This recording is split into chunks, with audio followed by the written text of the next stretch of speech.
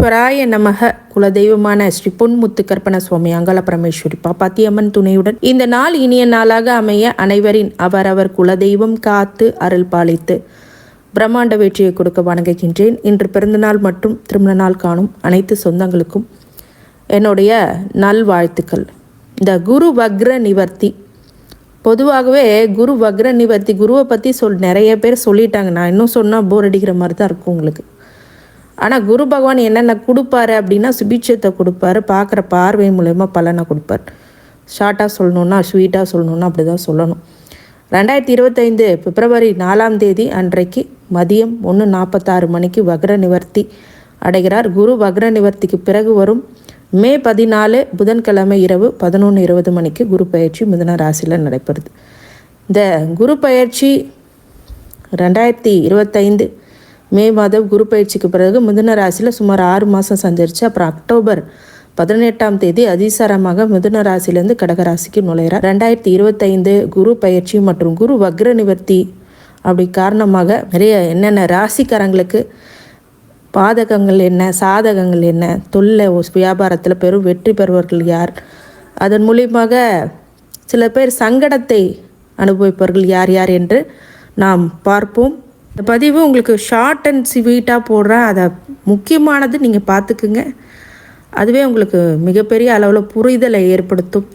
அதன் பிறகு நீங்கள் ப்ரீ பிளான் பண்ணிக்கலாம், இது ஈஸியாக இருக்கும். வாங்க பார்க்கலாம். எல்லாத்தோடைய ராசி பலன்களை நாம் பார்ப்போம். குரு வக்ர நிவர்த்தி உங்களுக்கு என்ன செய்ய போகுது. தனுசு ராசிக்காரங்களுக்கு இந்த 6ஆம் வீட்டு குரு என்ன பண்ண போகிறார்? நோய் எதிரி கடன் அப்படிங்கிறத கொடுப்பாரா? குரு தானே வந்திருக்காரு, மறைவு குருவாக செயல்படுறாரு. உங்கள் ராசி அதிபதி இப்போ மறைகிறார். அப்படிங்கும் போது கவனமாக இருக்கணும். ஏன்னா ராசி அதிபதி யார்? தனுசுக்கு குரு தான். குரு மறைஞ்சிட்டாருன்னா என்ன பண்ணுறது? பிரச்சனை இருக்கும். அப்போ என்ன மாதிரினா பிரச்சனை இருக்கும்? நோய், உடல் ஆரோக்கியத்தில் கவனமாக இருக்கணும். முதல் பாயிண்ட்டே அதுதான். எதிரி, மறைமுக எதிரி, மறைமுகமாக உங்களுக்கு சூழ்ச்சி அடைந்து உங்களை தோல்வியோட செய்யக்கூடிய விஷயங்களெல்லாம் நடத்திக்கிட்டு இருப்பாங்க.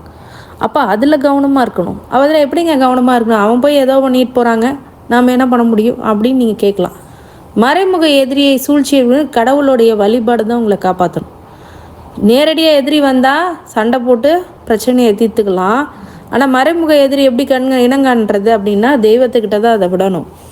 தெய்வ வழிபாடே உங்களை காப்பாற்றும். அப்போ ராசியாதிபதி குருவை தட்சிணாமூர்த்தியை வியாழக்கிழமை தூரம் வழிபடும் போது மிகப்பெரிய ஒரு வெற்றி அப்படிங்கிறது கண்டிப்பாக இருக்கும். மறைமுக எதிரித்தனம் அப்படிங்கிறதெல்லாம் அவள் களையக்கூடியதாக இருக்கும். 6ஆம் இடத்துலேருந்து 9ஆம் பார்வையாக, அதாவது 6ஆம் இடத்து பார்வை அப்படிங்கிறது ரொம்ப சுபிட்ச பலன்களை கொடுக்கும். அடுத்தது கடன் வாங்கணும். நிறைய கடனை வாங்கிட்டு வட்டி கட்ட முடியாமல் கஷ்டப்படுறது, கடன் அதிகரிக்கும், அதனால் சிரமங்கள் வரும்.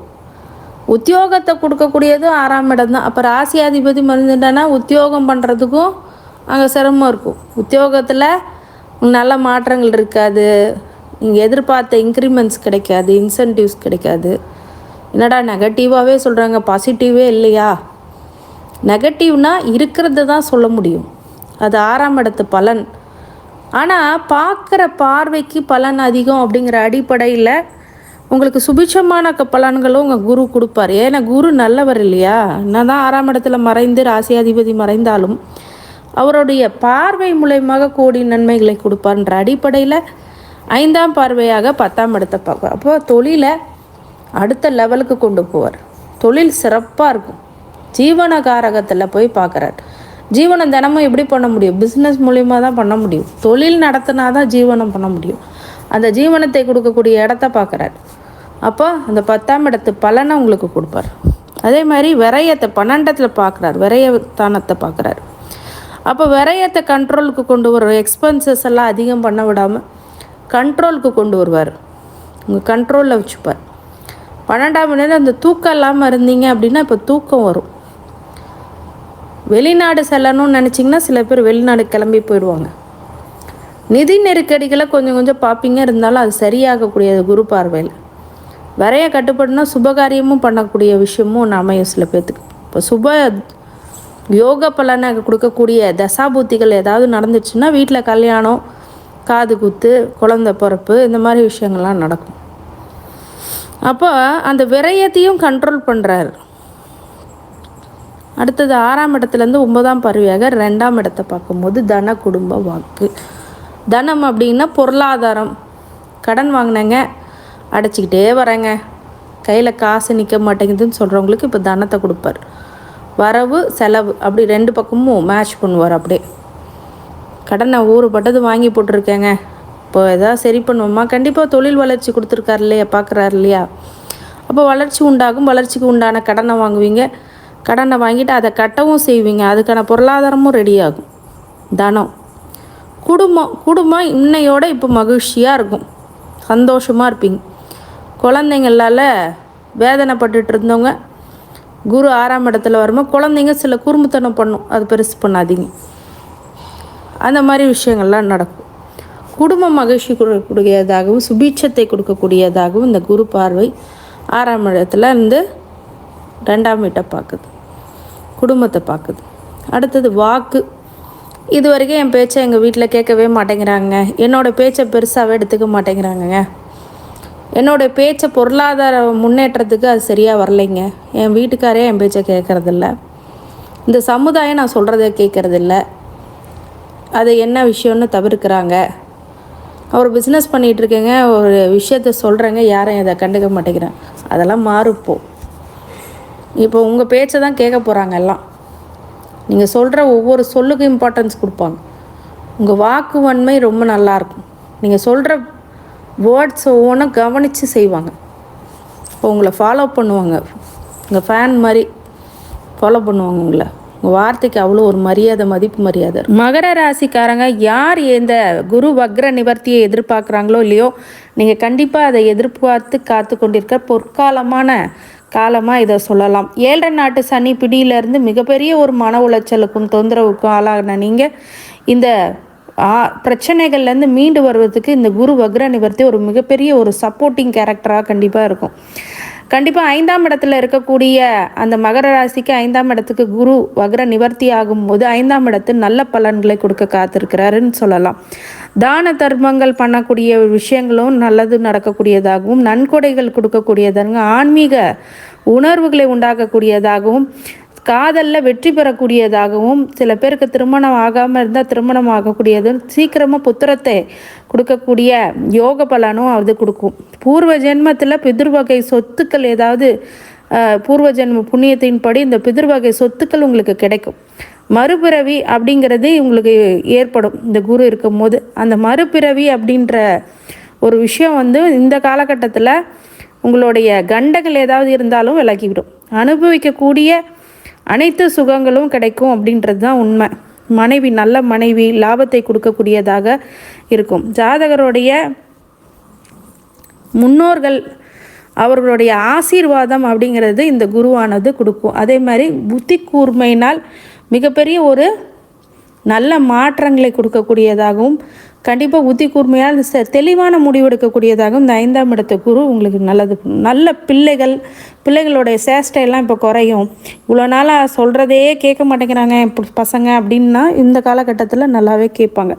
பெயரும் புகழும் அப்படிங்கிறது உங்களுக்கு கண்டிப்பாக இருக்கும். இதிகாச சாஸ்திரத்தில் நல்ல தேர்ச்சி பெறக்கூடிய ஒரு நல்ல குழந்தைங்களாக உங்களுக்கு இருப்பாங்க.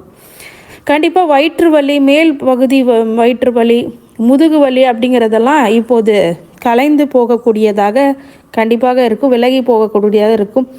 அன்பும் நற்பண்பும் நீதியும் நேர்மையும் இருக்கக்கூடியதாகவே இந்த காலகட்டத்தில் உங்களுக்கு நெருக்கடியான ஆபத்தான காலத்தில் கூட புத்தி கூர்மையை பயன்படுத்தி தற்காத்து கொள்ளக்கூடிய இடம்தான் இந்த 5ஆம் இடம். இந்த 5ஆம் இடம் குரு வரும்போது உங்களுடைய குலதெய்வத்தை அனுகிரகம் அப்படிங்கிறது முழுவதுமாக உங்களுக்கு கண்டிப்பாக இருக்கும் அப்படின்னு சொல்லலாம். இந்த 5ஆம் இடத்து மகர குரு, இந்த 5ஆம் இடத்து குரு பாசிட்டிவ் இவ்வளோ பண்ணியிருக்கு. இன்னும் எங்களுக்கு நெகட்டிவ் ஏதாவது இருக்கா அப்படிங்கன்னா கண்டிப்பாக இல்லை. உங்களுக்கு திசாபுத்திகள் ஏதாவது அவயோக திசையாக இருந்தால் மட்டும்தான் கொஞ்சம் இம்பேக்ட் பண்ணும். எக்ஸாம்பிள் சனி திசை, ராகு திசை, குரு திசையில் வக்கர திசை, இந்த மாதிரி ஏதாவது தவறான திசைகள் இருந்தால் மட்டும்தான் பிரச்சனைகளை அதிகமாக கொடுக்கும். அப்படி இல்லாமல் இருந்துச்சுன்னா 100% இல்லை 200% நல்ல பலன்களே கொடுக்கும். இன்னொரு ப்ளஸ் பாயிண்ட் என்னென்னா, என்னதான் 5ஆம் இடத்து குரு உங்களுக்கு இப்படி வாரி நல்லதை கொடுத்தாலும் பார்க்குற பார்வைக்கு பலன் அதிகம்ன்ற அடிப்படையில் 9ஆம் இடத்த பாக்கியஸ்தானத்தை பார்க்கும்போது உங்கள் தாய் வழி தந்தை வழி உறவுகளில் வருகின்ற சொத்து பிரச்சனைகள் எல்லாம் முடிஞ்சு சொத்து உங்கள் கைக்கு கிடைக்கக்கூடியதாக உங்கள் ஜாதகத்தில் தந்தையோடைய ஸ்தானம் நல்லா இருந்ததுன்னா அந்த தந்தை வழி சொத்து கண்டிப்பாக இருக்கும். தந்தையினால் ஒரு சில பாதிப்புகள் ஏற்பட்டாலும் இப்போது விலகும். தந்தைக்கு உடல்நிலம் சரியாகும். பூர்வ புண்ணியத்தை பார்க்கறதுனால குலதெய்வ அனுகிரகமும் கிடைக்கும். ஏன்னா பூர்வ புண்ணியமும் நல்லாயிருக்கு, பாக்கியஸ்தானமும் நல்லாயிருக்கு அப்படின்னா போன ஜென்மத்தில் நீங்கள் பண்ணக்கூடிய புண்ணியங்கள் எல்லாத்துக்கும் இப்போது பலனை கொடுக்கும். அதே மாதிரி 11ஆம் இடத்தையும் பார்க்குறாரு 7ஆம் பார்வையாக. அப்போ லாபத்தை கொடுக்கும். இது வரைக்கும் தொழிலை ஏதோ நடத்துகிறோம், சங்கடத்தோடு போயிட்டுருக்கு, ஏதோ போய்கிட்டுருக்கு அப்படின்னு நினைக்கிறவங்களுக்கு லாபத்தை அதிகப்படுத்தக்கூடிய காலகட்டமாக இந்த காலகட்டம் இருக்குது. எடுக்கிற எல்லா தொழிலும் மிகப்பெரிய லாபத்தை கொடுக்க காத்திருக்கிறார் அப்படின்னு சொல்லலாம். இந்த 5ஆம் இடத்து மகர குரு என்ன பண்ணோம்னா அந்த 11ஆம் இடத்தை பார்க்குறது மிகப்பெரிய யோகத்தை அது கண்டிப்பாக கொடுத்தே ஆகும். லாபத்தை கொடுக்கும். சகோதர வழியில் உங்களுக்கு நல்ல சப்போர்ட்ஸ் கொடுப்பாங்க. நிறைய அவங்க மூலயமா லாபங்கள் கிடைக்கக்கூடியதாக இருக்கும். இது உங்கள் ஜாதகத்தில் சகோதரஸ்தானமும் பார்க்கணும். இது வேறு குரு திசையாக உங்களுக்கு இருந்துச்சுன்னு வச்சுக்கோங்க, 100% உங்கள் வாழ்க்கையில் குருவோடைய இம்பேக்ட் அப்படிங்கிறது அதிகமாக நடக்கும். மகரத்துக்கு சூப்பரான டைம்.